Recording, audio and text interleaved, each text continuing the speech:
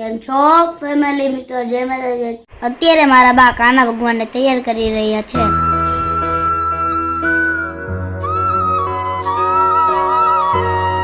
પછી તો બાએ વાંચી લીધું ભગવાનનું.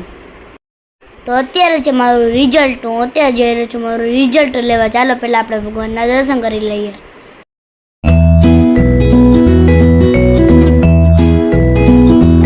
પછી આવી ગયા સ્કૂલ અને લઈ લીધું રિઝલ્ટ.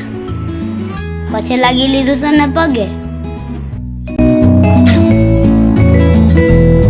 પછી તો ઘરે આવીને કરી લીધી દીદી સાથે વાત. સાંજ પડતા તો જઈ રહ્યા છીએ અમે બગીચે.